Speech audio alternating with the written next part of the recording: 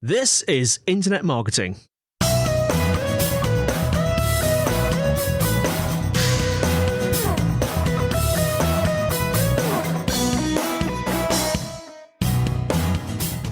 Hello and welcome to the Internet Marketing Podcast brought to you by Site Visibility. I'm your host, Scott Colnut, and today with me I have Fintan Costello, Managing Director at Bonus Finder. Fintan's joining us from Amsterdam today.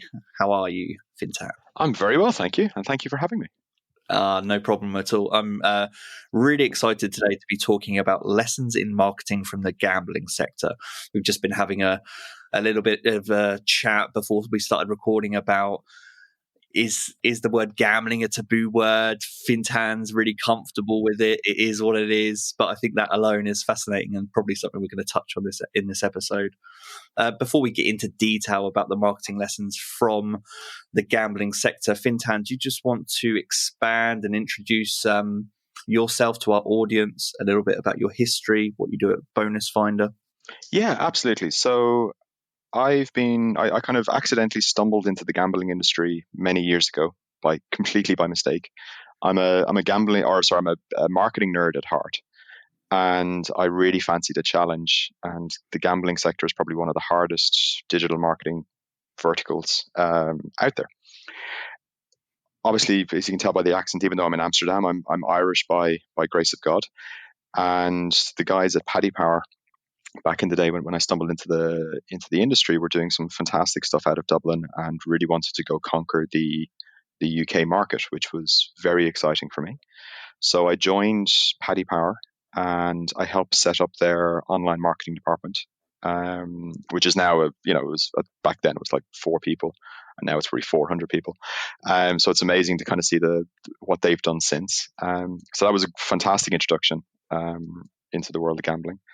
From there, I moved to PokerStars. I actually ended up living in the Isle of Man for a number of years, which is quite a culture shock, to say the least. A beautiful place, but my God, it's a bad weather. It's of all the tax havens, it doesn't have the weather of Gibraltar or Malta, and it doesn't have the food options that Malta has either. So I definitely picked the wrong tax haven.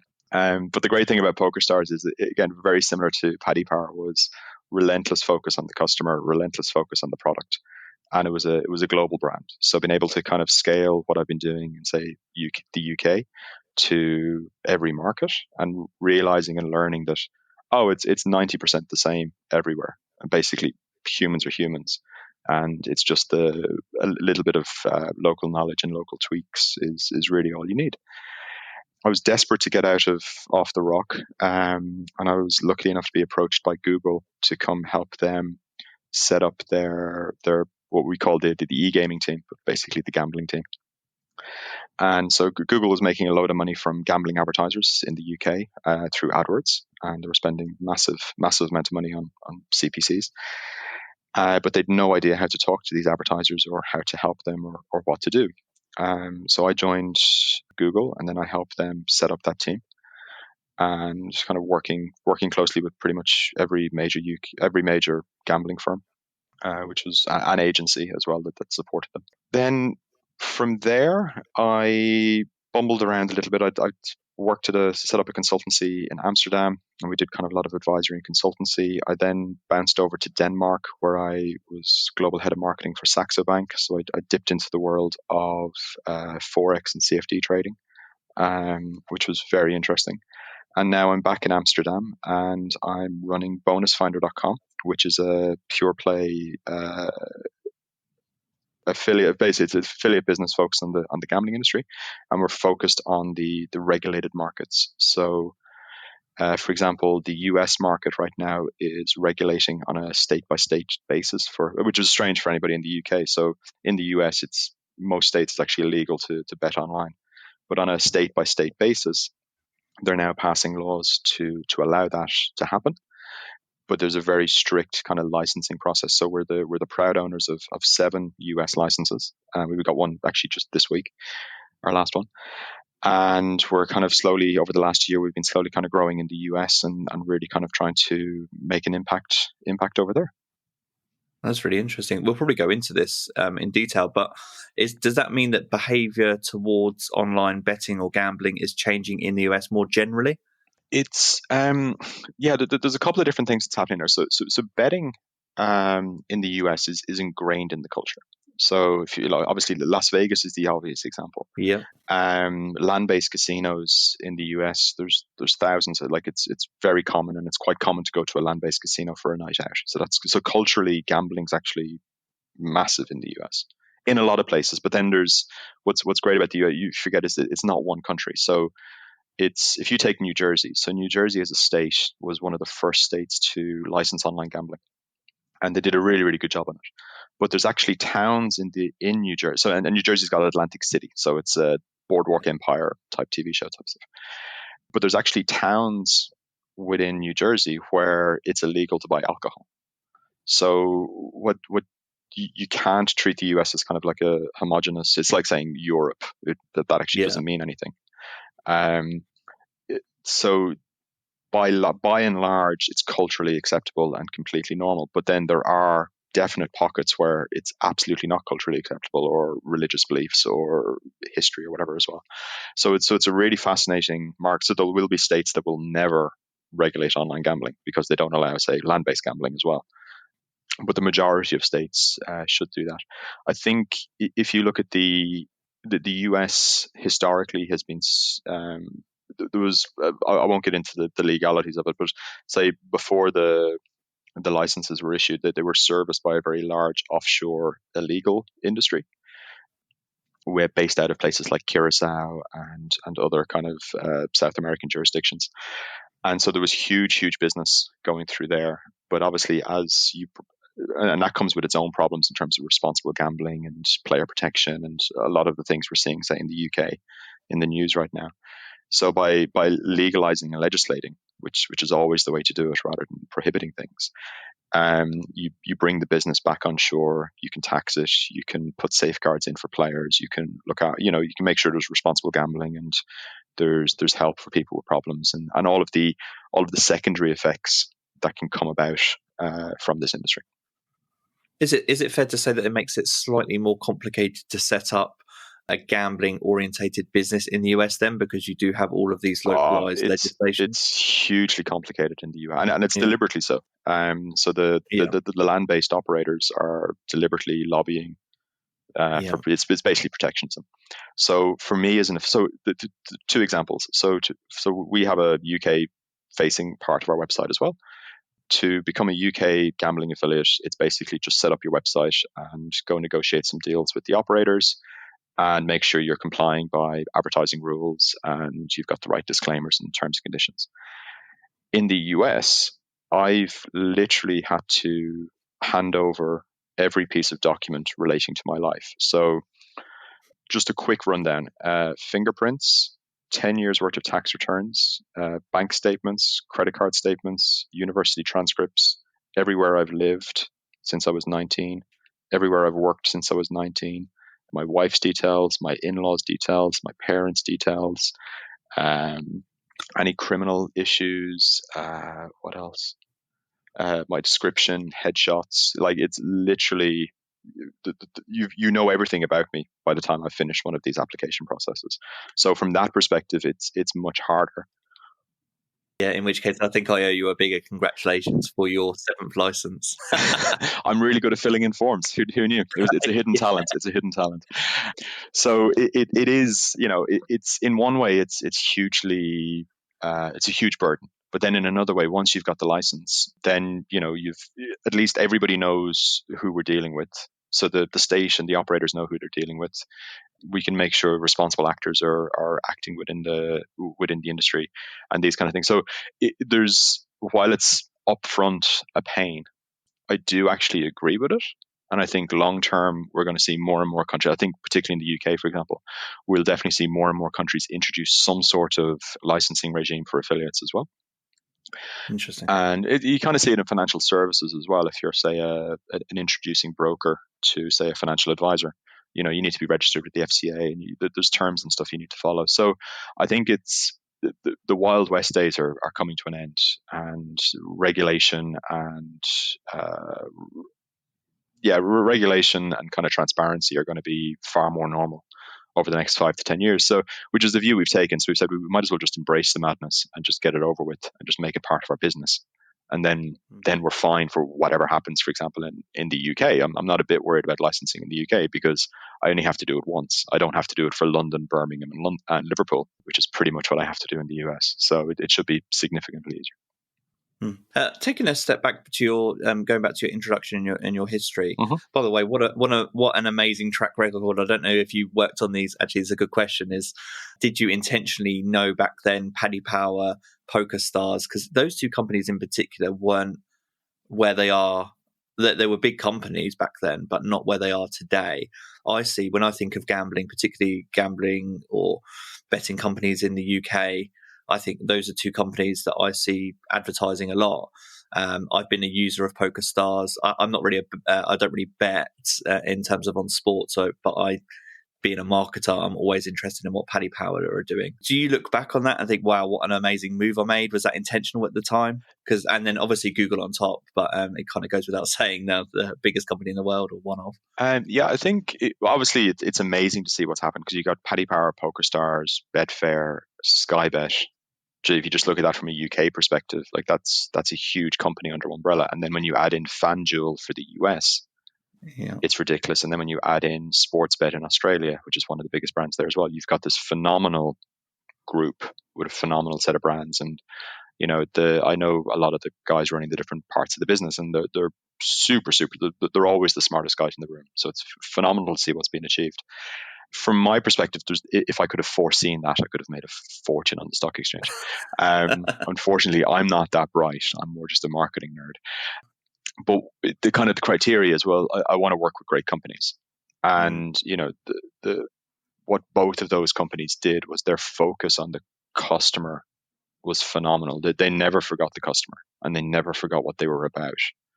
And where, I think when you look at our industry, there's definitely, and you see headlines all the time, there's definitely a spectrum of responsibility towards customers and, product development and innovation and things. And these guys have always been kind of at the top of the list. And that's where what I wanted to do, because it's how you learn and it's how you get better. So I've taken phenomenal lessons from all the companies I've worked for, and it's helped me grow and improve. It's like that old say, you're the average of the 5 people you hang around with the most. And I think if I can work with great companies and learn from great people, then it just ideally just drags me up towards a higher average. Yeah, I was thinking about your breadth of your experience from these companies as well, because I think I don't know the terminology that you use, but in your experience today, you've seen the smallest type of bets or gambles. So I guess like sports gambles or betting gambles, which are just anyone on the street can make, and then you've worked in or been responsible for areas of hedge funds, which are the biggest gambles that you can make. Yeah. So that's such a big range in that space that you've seen. It must be fascinating. I am curious. Sorry, you carry on. No, go ahead.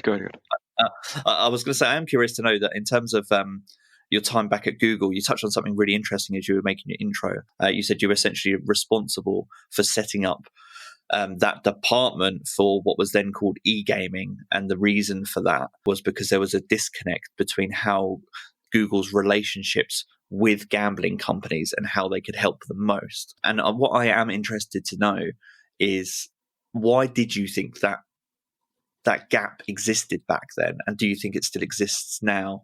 And I'm talking in general between Google and the gambling companies, but also the wider industry, because I see the gambling sector as this kind of bubble that everyone else is disconnected with. And that's just how I see it as a casual observer. It's a really, really good question, because I think, so if you look at, say, Google or Facebook or Twitter or any of these internet giants, they're San Francisco-based Californian companies, pretty much run by hippies, is probably the best way to describe it. And Google at the time would have been with Larry and Sergey. Like, they were not profit maximizing CEOs. If they were, there'd have been a banner ad on the Google homepage. Simple as that. Biggest real estate in the internet. So when you take somebody from California and you try and have a conversation with them about gambling, for them, it's either, well, if I want to gamble, I go to Vegas, or I'm going to my local mafia boss to place a bet in some sort of Soprano-esque type setup.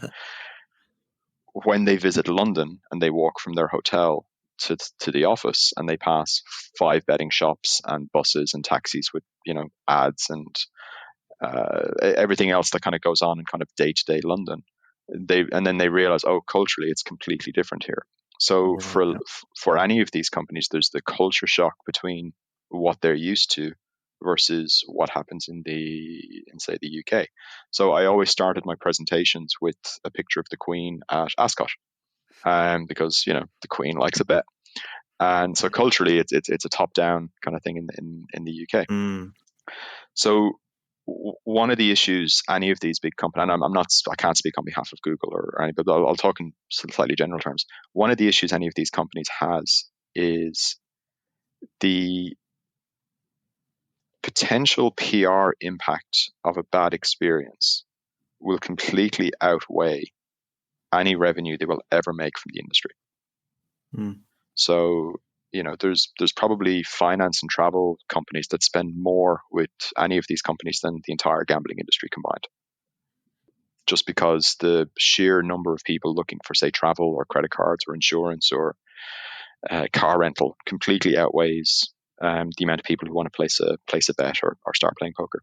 So they have to strike a balance between culturally this is acceptable and it's okay to, say, offer ads, versus a negative PR impact of something happening in, I don't know, the US or something like that.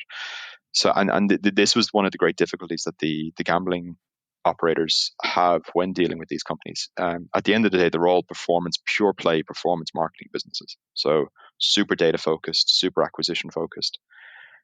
But on the flip side, they're not allowed to play with a lot of the tools that are on offer to say a CFD firm, which is hilarious. So as a gambling operator, you're not allowed, say with Google or Facebook, for example, you're not allowed to do retargeting because that's user data and it's a policy breach. I don't know if the case has changed, but for example, the National Lottery app wasn't allowed in the UK Play Store for a very long time because it's gambling. So you're not allowed in the App Store. You're not allowed to do retargeting. You're not allowed to use a lot of the, yourself, like if you look at where Google and Facebook and stuff are going, everything's very data-led and kind of audience data and these kind of things. You weren't allowed to play with any of those tools as a gambling operator. So my role was really helping people focus on the basics. So let's make sure, really. So if you're a PPC agency, hiring someone from the gambling industry is probably one of the smartest things you can do, because they're so good at just getting the basics right. That I've in my previous roles hiring, say, from the travel industry, a PPC manager from the travel industry is used to dealing with a massive data set, and they're also used to dealing with the audience data profiles and the various tools that are available. And so they can, I actually found them quite sloppy, and you can be quite lazy in that scenario. From the gambling industry perspective, say for a PPC campaign, if you're dealing with a limited data set, so that might be, say, I don't know, 5,000 queries in a month for a particular search term, you could be paying £80 to £100 per click. And your target CPA might be, say, £400. Then your campaign needs to be 100%. You cannot make, 3 bad clicks and you've just blown your target. So from that perspective, the real kind of focus on getting the basics really, really right and really, really dialed in, and extrapolating from small data sets. That was kind of where I helped and tried to add some value. And then also kind of making sense of, okay, here's the tools available. This is what you want to achieve, and then how can we find something that's going to help you hit your goals, but turning everything into very much performance marketing type language, and trying to minimize the jargon and the nonsense that can typically come from a bad sales pitch from one of these big companies. Because I've been on the receiving end of those as well. So I've sat there as the operator being told to bid on black and gold. And I'm like, what's black and gold? And then it turned out it was the soundtrack for one of the FIFA games back in the day. But Yeah. it's just like, well, one of these internal keyword tools are thrown up. So it's kind of like, well, that's just completely nonsense, and you don't understand my industry, and of course I'm not going to bid on that. So a lot of it was just applying common sense and practicality, and realistically just helping the guys hit their targets, and that's all you have to do. I guess there's something really interesting that you touched on as you were talking, is that because of the restrictions in advertising in that sector, it must make you a really resourceful and efficient marketer over time. Again, like you said, whether it's budget restrictions on advertising or just limitations or legislations in online advertising, there's so much at play and so many channels that maybe you can't access or utilize like any other industry. The outcome has to be that you look at other areas. And I guess that's what I was thinking as you were talking. At least a decade ago, when I was learning more about gambling companies, and I was actually more in the SEO space more than general marketing. Gambling companies were typically frowned upon because number one, there's so much competition. But then thinking of it through your lens, as someone who is responsible for marketing in some of those companies, you're limited in what you can access. And so I imagine back then there was a lot of emphasis on organic search because it was, I guess, unrestricted.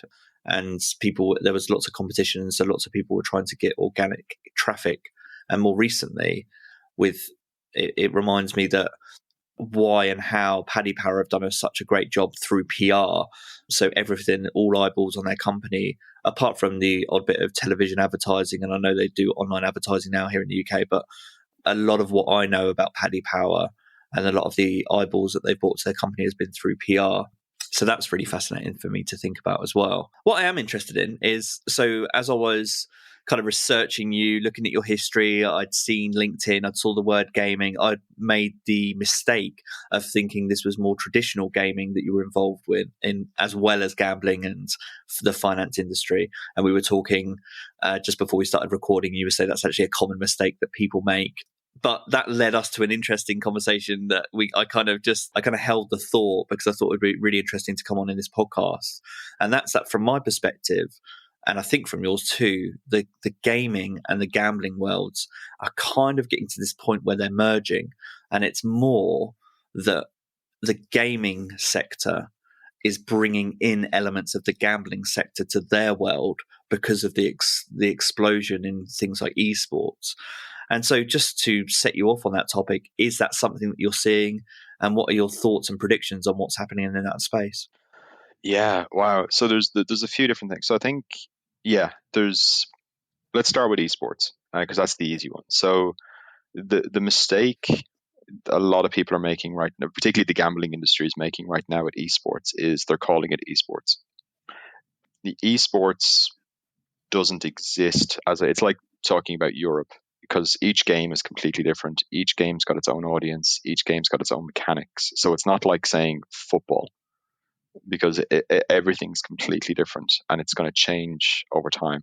So there's a huge push for, say, betting on esports by the gambling industry. There's a lot of startups targeting this, and there's a lot of pure play, and there's a lot going on in that area. And I always feel like it's just tackling the wrong problem. And they're not really.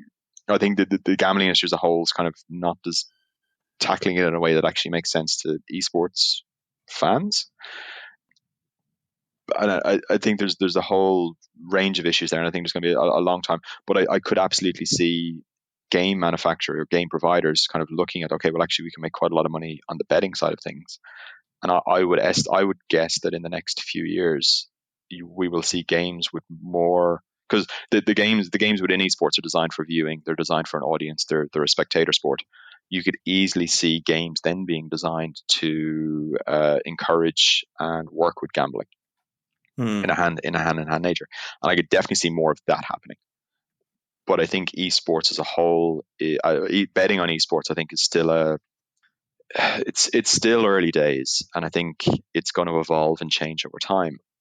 Where, as a parent, to flip this around, as a parent, where I'm really concerned is more about the apps aimed at kids and what they're doing. So, for example, I've had a recent really bad experience with Lego. So huge proponent of Lego. My son's got a massive Lego collection, including his very famous Ultimate Collector Series Millennium Falcon, which he saved up for ages. So he's a huge Lego fan. And the Lego apps historically have been great because there's been no ads, no in-app purchases. And it's basically just, it's a fun game. There's a good sense of humor to it. And it's a safe game that you can let a kid play. Obviously, it's a massive advertorial for the product range in the toy store. But he recently he asked me, could he download the Lego Star Wars Battles, which is a new game that came out this year. And thought nothing of it. It's Lego, it's Star Wars. He's got some Lego Star Wars games. They're good fun. I enjoy playing with it as well.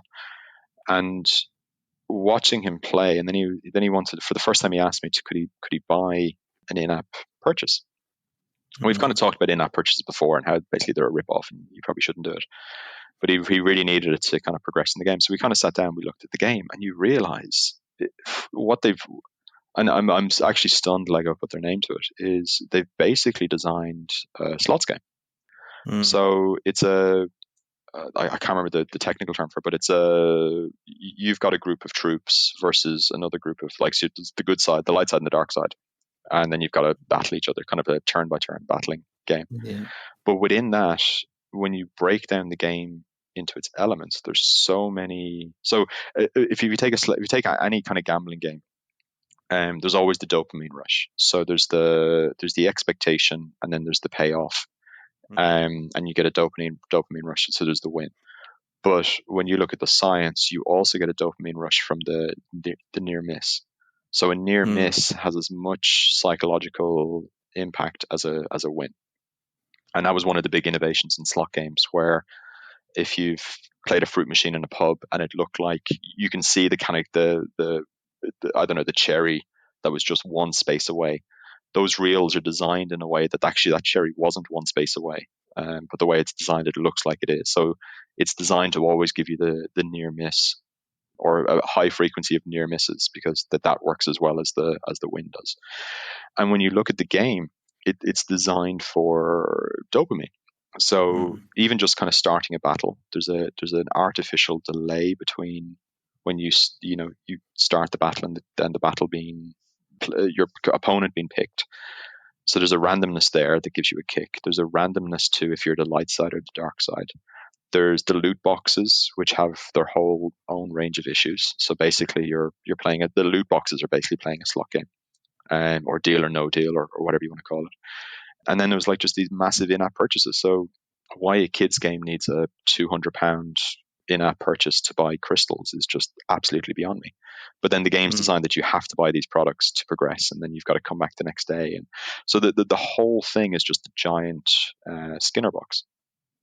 But it's wrapped up in Lego, it's wrapped up in Star Wars, and it's completely deemed child-friendly. And it was horrifying as a parent, because he's as an 8-year-old, you're just not designed to be able to A, distinguish what's going on, and B, kind of manage your self-regulation to kind of, okay, well, this is clearly ridiculous, I'm going to stop. Yeah, that's such a interesting thing to dwell on, because as you're talking about it, I'm thinking of so many examples flash through my mind. I would say I'm a casual, just general gamer, more traditional gamer. So I've got Stadia, the Google console, I've got Nintendo Switch, and I play kind of modern games every now and then, like a few times a week. And I was thinking, actually, the biggest example that comes to mind in terms of that anticipation and the dopamine rush through whether you achieve whatever it is you want to achieve, or whether you get that near miss, is FIFA. And FIFA have these ultimate team packs, which I guess most or some of our listeners will be aware of. You buy these packs of players and you build up your team, and it's an in-game currency where you have to buy these packs, and sometimes you'll get the players that you want and you'll get these kind of rare finds, and sometimes you won't. But regardless of whether you do or don't, it's that whole dopamine process that people are paying for. And there is that. But then I was thinking, I mean, you've just used the example of Lego, which are essentially taking these gambling motivations or behaviors and applying it in that world to a younger demographic. But I'm a Nintendo Switch user, and there's a popular game called Smash Brothers, which is all of the Nintendo world characters. And you have to pay for downloadable content. So you pay like £15 every 6 months and you get a new set of players, but you don't know what those players are going to be. You don't know who those players are going to be because they don't reveal them until nearer the date. It's a very similar concept. You're paying for the unknown in anticipation that you're going to get players that you're excited by, but you don't actually know what you're going to get. And there's probably hundreds of examples, but the fact that I've just used Nintendo and you've just used Lego, which are these kind of traditionally younger orientated companies, is terrifying, actually. And I was thinking to myself that I'm able to self-regulate. So I made a decision very I don't know, maybe 5 years ago, that I was never really going to get into this whole paying for downloadable content thing. It's just not me. But I've made that conscious decision because I'm an age to make this choice. As a kid, when you see the thing that you want to take you that level up, you're going to want to have it. It's impossible. So we're a big Nintendo Switch family. So Mario Kart gets a good thrashing in our house. But the Smash Brothers is a great example because, again, if you take the 8-year-old and the slick marketing video that they produce, it's really hard for them to say. Because we bought some of these characters for Smash Brothers recently, and he's probably played with it twice, and that was it. But I think the difference between Smash Brothers and, say, the Lego game is that you don't need to buy the characters to have a good game experience, and you don't need to. It's not dependent upon the game, and you're not limited in how you play the game without these characters, and it doesn't speed up your progress in the game without buying this DLC as well. So I think Nintendo on the Switch have done a very good job. But if you look at Mario Kart on iOS or the Mario Kart app, that is horrendous. So Mario Kart on the Switch, I'm 100% fine and I'll happily play for hours with my son. I will not let him play Mario Kart on the iPad because it was designed by one of the mobile gaming companies, not Nintendo. And they've just gone full in on again the exact same game mechanics. Yeah, it's horrible. Well, on this whole space, there's a good transition into the next topic that I wanted to talk about, which was user behavior and how that's impacting marketing in the gambling world. So you just mentioned some apps there. So yeah, maybe can you elaborate on how user behavior is changing from your perspective in the gambling space, and then as we talk through that, maybe some of the marketing lessons that can be learned from that, and obviously applied ethically, I guess, is the key thing here. No, so that's fair. There's obviously so much here that can be learned about psychology and about people, and so much that can be useful for marketing. But I think it's about using it for good, isn't it? And that's kind of transitions on from what we were just talking. Yeah, far away. Exactly. So I'll use ourselves as an example. So when you look at the research into, say, why people gamble and the motivations around that, people, obviously there's always exceptions, but by and large, they don't expect to win. It's more about the process, and it's more about the leisure time that they're enjoying. So if you think, to put it in simple terms, we've all bought lottery tickets. So you spent £5 on the Euro Million, whatever the massive, it's 100 million euro jackpot for the Euro Millions. So it's a life-changing amount of money. You'll definitely never have to work again. And for the week that lotto ticket is active in your pocket, the amount of time you will spend daydreaming about what you would do with the winnings and how much you'd give family and where you'd move to and houses and cars and how you'd invest. So the utility you get out of that £5 far outweighs the potential of actually winning the lottery. So if you take, why do people play, say, slot games like bingo or slot games, for example? It's the same thing. They're looking for a bit of leisure time. They're looking to they've got a bit of time to kill, and they're looking to just enjoy themselves. So what we're doing, and I think we're doing a pretty good job on it at bonusfinder.com, is we've completely redesigned how we show people offers and brands, and how we review because we're a comparison site at heart, how we review the brands and the gambling companies that we promote. And what we do is, so particularly for a UK audience, when you see a sign up offer or a welcome offer from a gambling company, there'll be a large headline amount, so £200, £100, whatever, and then there's tons and tons of small print. So it's kind of the classic kind of weasel word, small print, where everything's hidden. And there'll be things like turnover requirements and not withdrawable, and there's lots and lots of sneaky terms and conditions. So what we've done is we process all of that in our backend, and then we present a user interface to the customer, which says, look, so you can select, hey, I've got £5. I want to deposit £5. That's my disposable money right now. And then what we'll do is we'll scan our backend, and we will find you the best possible offers that gives you the greatest utility for your £5. So what it's doing is, so for your £5, you will get the greatest possible gameplay by taking this offer with this brand. And by switching things around from that perspective for the user, in terms of, you got £5, you got £10, whatever you've got, we can really help them maximize their spend in a way that gives them maximum satisfaction. And kind of meets that demand. Now, obviously, within the sector, there's always the issue. There's always the issue of problem gambling and people kind of becoming disorganized in their behaviors and stuff.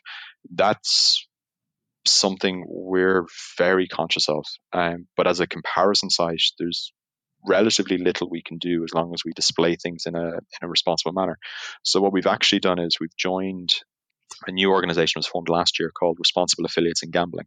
So it's a UK-based organization, and it's got some of the biggest publicly listed affiliates in the gambling industry. So Racing Post, Odds Checker, Better Collective, people, really, really smart companies like this.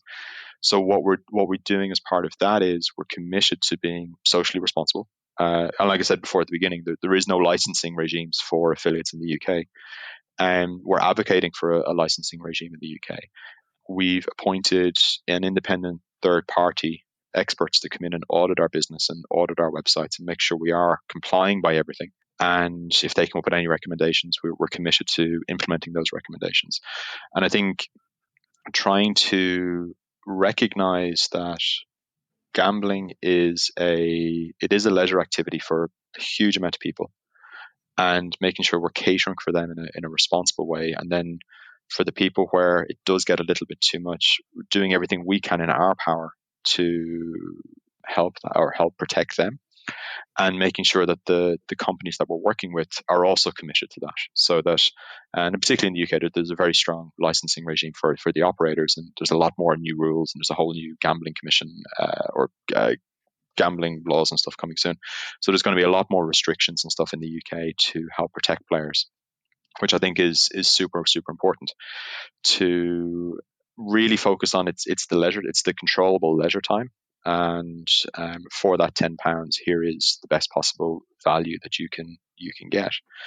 I think when we look at it on a broader perspective as an industry, and you kind of touched on it before as well, the industry as a whole had to kind of look outside of maybe some of the more mainstream offerings, and say, in terms of, say, the Google ad networks or these kind of things.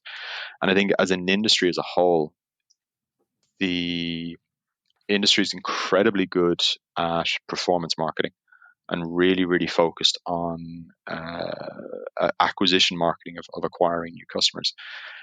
And they've been doing that for a very long time. And I think the difficulty they're going to face now as an industry is that socially, there's a lot of backlash around, say, gambling advertising on football shirts or around football matches or this in-stadium and things.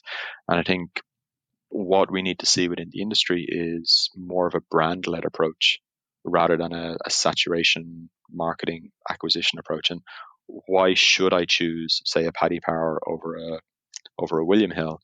They're effectively offering the same product, and it becomes this: how do you mature as an industry into a more brand-led differentiate? How do you differentiate your product when everything's effectively commoditized? And I think as an industry as a whole, that's going to be a big, big thing that's going to happen over there. And it has been happening, but it has to accelerate, particularly when any new rules come into effect. And then from a user perspective, I think it's the users themselves really thinking about taking advantage of the tools that are available. So within any operator in the UK, You can set things like deposit limits, you can set timeouts, and really kind of using the tools available to you to put those controls in place that aren't available in, say, the Lego Star Wars game, where if you don't check back in tomorrow, you're going to miss out on this loot box, which could have that crucial character you need. And putting these kind of tools and restrictions, or making the most of them, and not seeing it as a failure or a defeat, and it's just kind of a normal, sensible thing to do to kind of control what you're doing.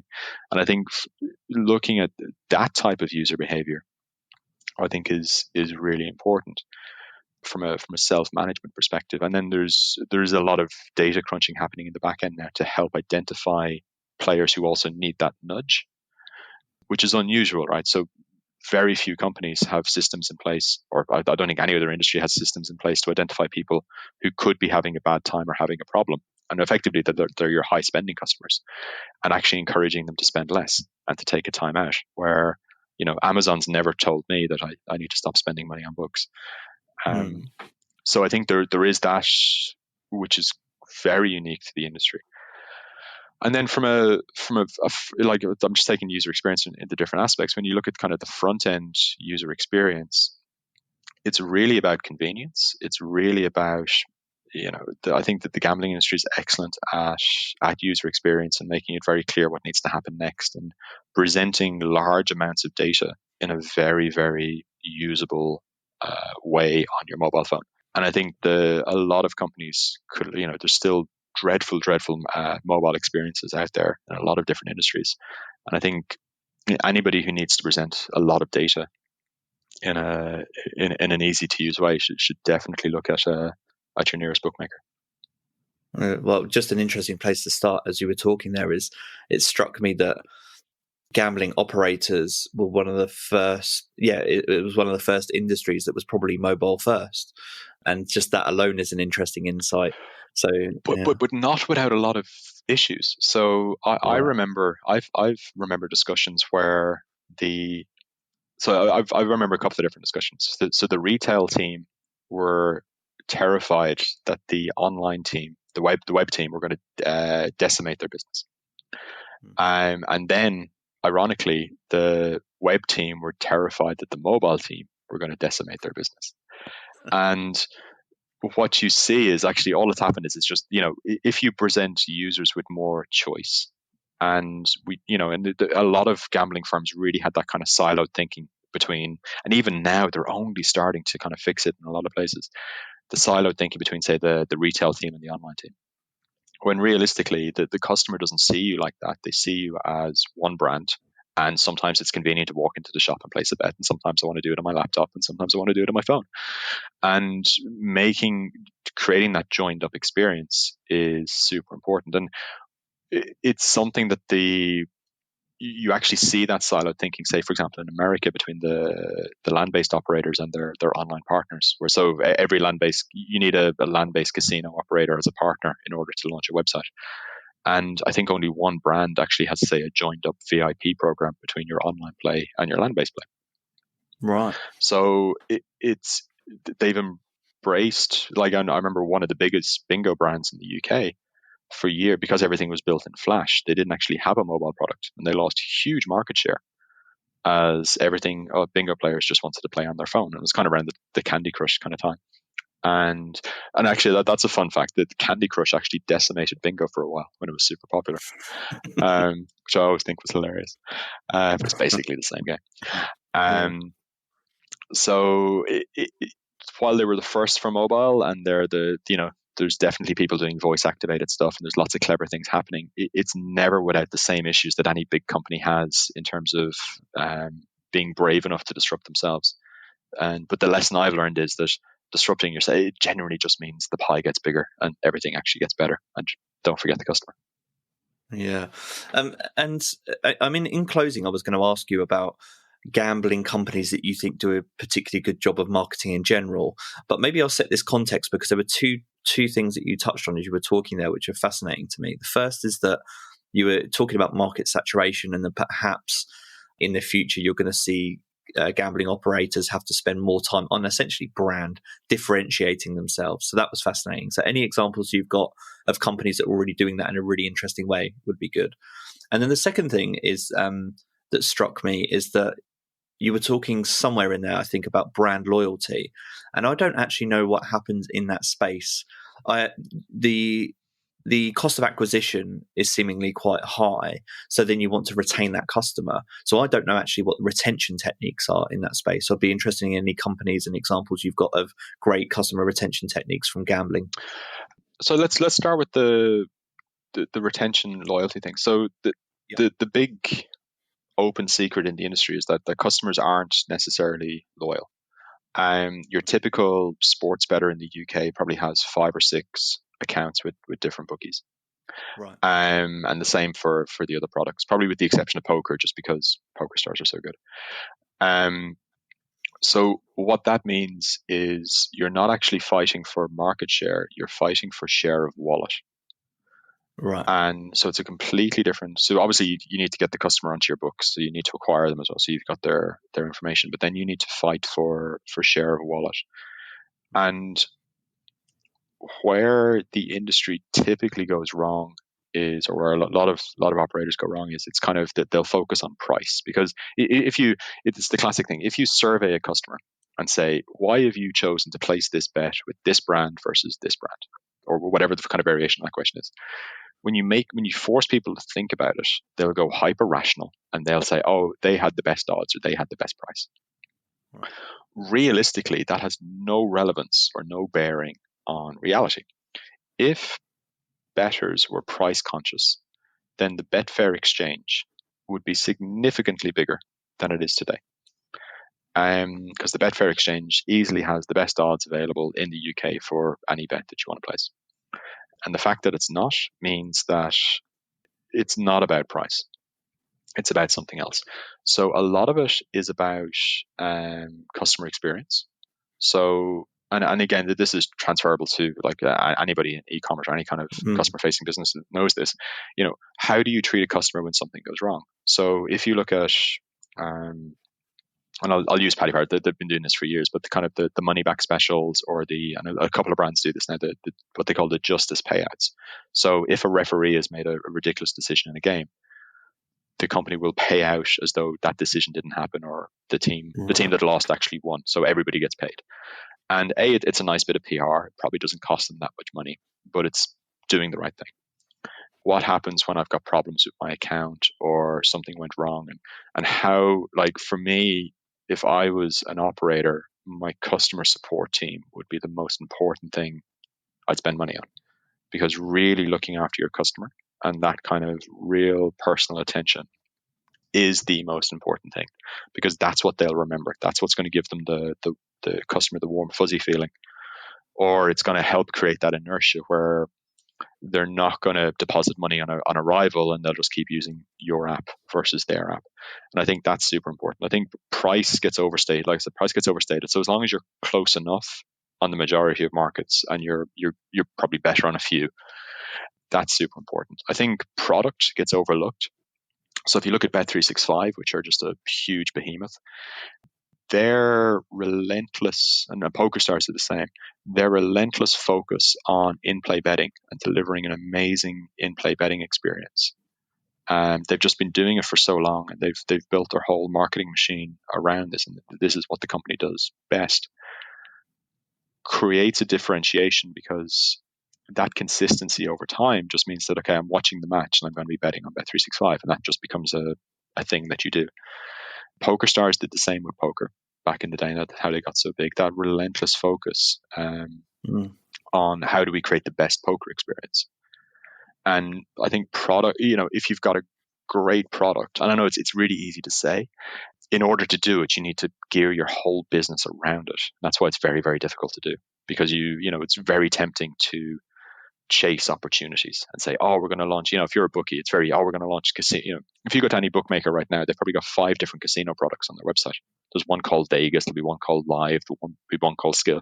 It's ridiculous. It's a massive distraction for the business, and has no real impact on, say, delivering a great sports experience. And I think that's probably the big lesson of the winners in the gambling industry. So if you look at, say, PokerStars, Bet365, Tombola for bingo, and who for casino, probably probably a 888 for casino or a Playtech. They all own their own tech, so they've all built their own tech stack, or they own their own core product, so they're not buying in a white label product, and then they've built their business around their core product. And I think that's where they've really distinguished themselves from the competition, and then that's why within each of those categories they're, say, the product leader. Amazing. That's some great advice, and a great way to close out today's episode. That's been it's been fascinating talking about that, and I've learned so much actually talking to you and things that I hadn't thought about before. And I love episodes like that where it kind of the thoughts sit with me for a while and make me look at industries and marketing differently. So thanks so much for that. Before I let you go, do you want to let our listeners know where they can find out more about you and Bonus Finder? Yeah, sure. So the website's bonusfinder.com. So that's pretty straightforward. I'm on Twitter. I'm Fintan Costello on Twitter. I'm also on LinkedIn if you want to send me a message there, Fintan Costello on LinkedIn. And yeah, I'm super easy to find on the internet.